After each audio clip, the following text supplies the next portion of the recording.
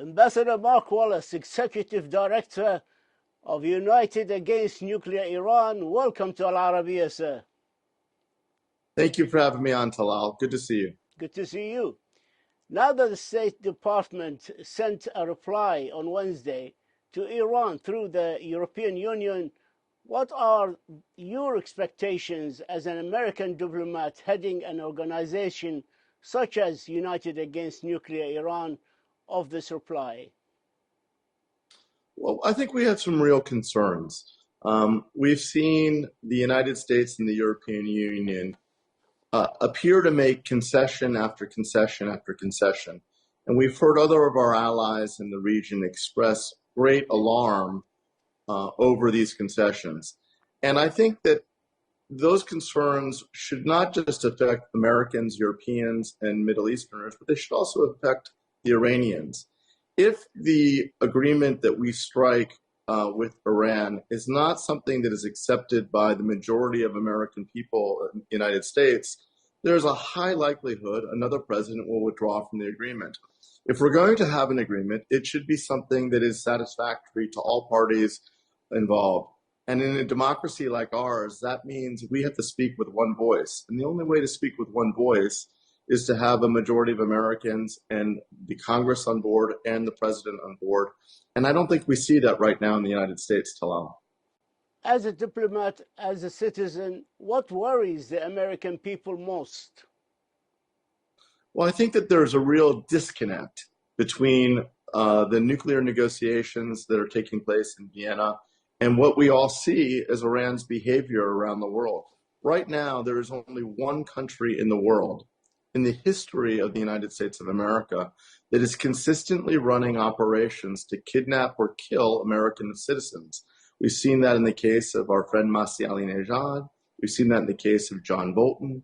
We've seen that in the case of the brutal case of Salman Rushdie. I've never experienced in my lifetime, or I think in the lifetime of our republic, a country that is targeting Americans for murder on American soil. And I think that that disconnect is very troubling to Americans. In one instance, we're trying to somehow have a thoughtful, trusting negotiation with goodwill. And in the other instance, that same counterparty, Iran, is trying to kill our people in the United States. I think that's a disconnect that Americans are confused by. I know that I'm confused by that, and I am very concerned by that because it shows Iran's very, very aggressive behavior. And there's no indication that behavior will stop if there's a nuclear deal or if there isn't a nuclear deal. In confirmation of what you just said, the Justice Department announced last week that it uncovered an Iranian operative plotting to assassinate former National Security Advisor John Bolton, as well as targeting former Secretary of State Mike Pompeo. Some are calling on the President Biden, to deny a visa to Iran President Ibrahim Raisi so that he cannot attend the United Nations General Assembly in September. How do you see this unfolding, and what is the position of United Against Nuclear Iran? You know, it's a very important question, Talal. And as somebody that's been the focus of Iranian hostility myself, the organization that I run is regularly subject to Iranian hostile activities. A lot of my colleagues are as well. Ambassador Bolton's a colleague. Secretary Pompeo has been a good friend and colleague. My friend Masih AL-HAJ. And there are many other Americans that have received duties to warn by the FBI regarding Iran's mischief. So I think that there's real concern. And I think the problem is that we are not sending a clear message of deterrence. If this was Al-Qaeda, if this was some other terrorist group, there would be strong action against that terrorist group. But this is an uncharted territory. This is an example of a state that is acting as a terrorist actor, where the state is running terror operations inside the United States, a state terrorist, if you will. So we propose three things. The first is that during the UN General Assembly that you are going to be covering shortly, we should deny an entry visa and not allow President Raisi to attend. He is a man that has blood on his hands. He's the president, ostensible president of a terror state. And we should not grant him a visa to come to our country when his same operatives are running murder operations against our American citizens, number one. I also think we should take what I think is an extraordinary step. For many years, we treated the Ayatollah, the supreme leader, as a religious figure, but he is not. He is hiding behind religious piety to oversee terror operations for his government in the United States and across the region. The Ayatollah should be designated a terrorist, I think, as a second step. And then lastly, I think it's very important that our diplomats and our interlocutors, instead of breaking bread in Vienna, convey a very strong message. If Iran persists in these attacks and planned attacks on American citizens abroad, here in the United States or abroad, or our allies, that there will be stiff and quick, decisive military responses. Look, none of us want a war, Talal, but if we refuse to have any deterrence, we are creating a greater likelihood of a war. If Iran is successful in one of these targeted assassinations and it results in a mass casualty attack, how many Americans does it take for Iran to potentially kill before the United States responds decisively and militarily? We want to avoid a full-scale military conflict, and that's why we think we have to send a very strong message of deterrence. In confirmation again to what you just said, the former National Security Advisor, John Bolton, said that the assassination plot against him by an Iranian operative and continued threats from Iran to American citizens on American soil is unprecedented, and it's an act of war, and call on the president to terminate the nuclear deal talks. I'd like to move to a question which is in the core, in the heart of this interview. Is the Iran nuclear deal still the best option for preventing Iran from obtaining a nuclear weapon in the near future? We all would like to hope that diplomacy is the best option for resolving the great challenges and conflicts. But let me be clear. No deal is better than a bad deal. And from what we see coming out of Vienna right now is a potential bad deal. It is of no use if we simply delay and allow Iran to continue an industrial scale nuclear enrichment program that allows them to break out with a nuclear weapon with sunset provisions in a few short years. If we legitimize the Iranian nuclear weapons program and it breaks out and becomes official in a couple of years, that is a bad deal. And then at the same time, enriching Iran with billions of dollars of unfrozen money or sanctions relief, which they can then use to engage in mischief through its proxies like Hezbollah, the Houthis in Yemen, Hamas, the Palestinian Islamic Jihad, and even these operations that we see in the United States. That would be a bad deal, a bad outcome, and no deal is better than a bad deal. If the deal is struck, can the Congress stop this deal if it's proved to be a bad one?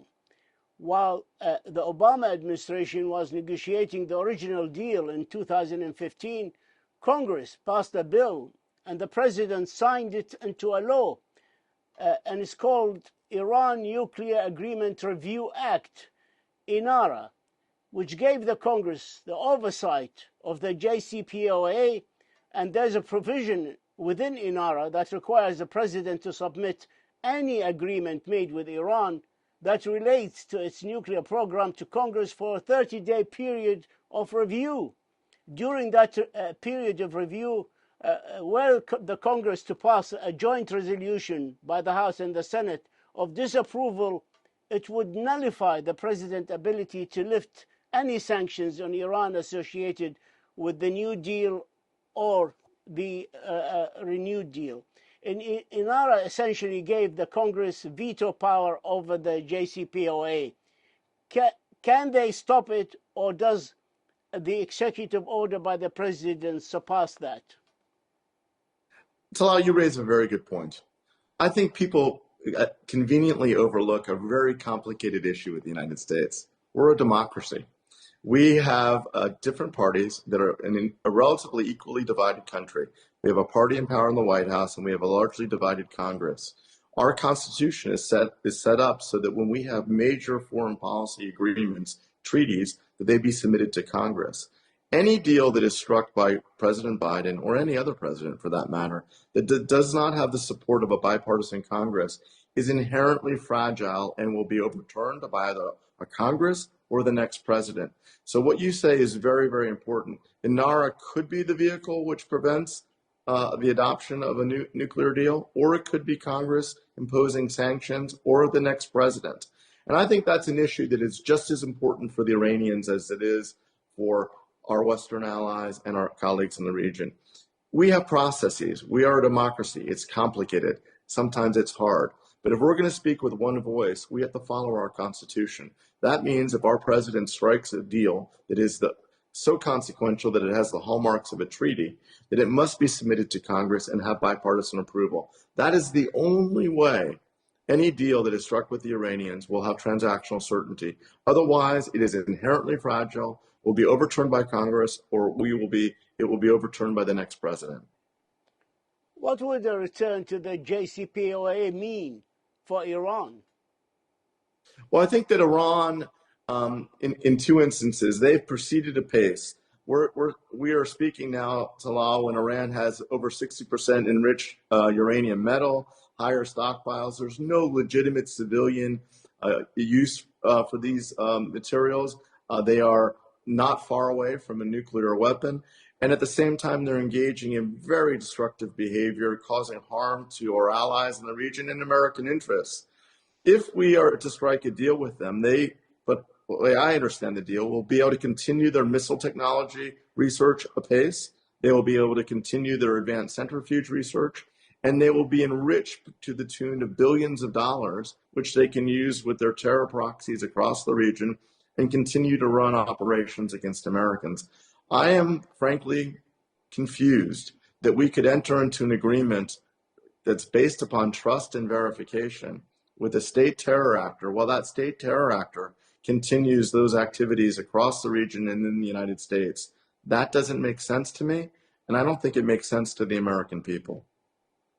What it would mean to the West, the United States, and the world if this deal is struck?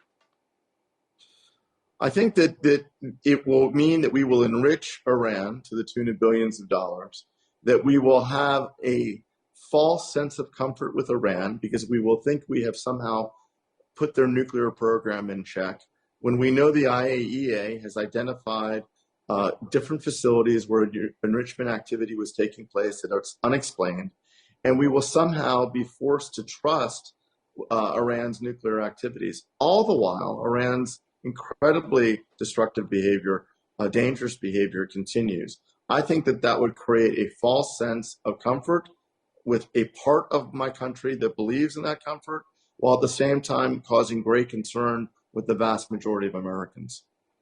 As you said, in April 2021, Iran said it has begun enriching uranium to the tune of 60% purity for the first time. Some experts suggest that they have by now 8 to 10 kilograms of enriched uranium by 60%, enough for the manufacture 3 dirty atomic bombs.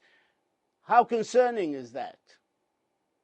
Talal, if we were speaking 5 years ago, 10 years ago, 20 years ago, at a time, and we were discussing the fact that Iran had enriched uranium metal to the tune of 60% enrichment, which is very close to a nuclear weapon, whether it be a dirty bomb or even a normal, typical nuclear weapon, we would be saying, wow, military strikes and war footing, we would all be on war footing. Somehow, because of the complicated world we are in, and because the Iranians are wonderfully masterful at wearing us down with these long-term, decades-long negotiations, we find that somehow acceptable. Never in the past would that amount of enriched uranium metal at 60% be deemed acceptable. And there is no legitimate civilian use. The moral equivalent to law would be if you drive a car, if you built an oil derrick in your backyard, a refinery in your side yard, and a gas station in your front yard in order to pump fuel into your car. For Iran to have that level of enriched uranium metal, there is no reason to have that other than to build a nuclear bomb. Given where Iran is today, is it possible to turn back the clock so that the advances can be permanently reversed, or is it impossible since the Iranians by now have obtained the know-how? That is the $64,000 question. And the answer, with honesty, is that once you learn something, it's very hard to unlearn something. And in fact, impossible. I would suggest to you that there's been no instance in history where a nuclear state, where the nuclear know-how to build a nuclear weapon has relinquished its capacity to build a nuclear weapon unless they've wanted to do so. We have seen no indication that Iran seeks to temper its behavior. We've seen no indication that Iran truly seeks to cooperate and rejoin the community of nations. The only indication that we have is that Iran's revolutionary theology relies on demonizing the United States, Israel, other countries in the region in order to legitimize the revolution, in order to legitimize the leadership there. There is no way that they will, in good faith, try to rejoin the community of civilizations as Iran's government is currently constituted. So I have real fear that unless Iran somehow changes course, there is any deal that can cause them to unlearn this capacity. Back in June, Iran decided to remove 27 cameras that the IAEA had installed and some other online remote monitoring system that they had in certain locations. So visibility by the IAEA has been significantly reduced. Do we know if the whereabouts and reinstallation of these cameras is or is not included in any new JCPOA deal? You know, Talal, you focus again on a very important question. It's not the 27 cameras, though. The fact of the matter is Iran is a vast country with multiple installations. And if they want to conceal nuclear weapons research, missile research, the enrichment of fissile material, they are capable of doing that. The actions to remove cameras, to not cooperate with the IAEA, to not explain the previous dimensions of these nuclear materials found in these other sites shows a country that is not interested in collaborating and in striking a deal and ending their nuclear weapons program. I don't think that there's anything we can do, no number of cameras, no amount of verification that we can have that Iran will submit to unless it takes the decision to change its course. We have never seen Iran show a willingness to change its course. They can continue to hide and deceive.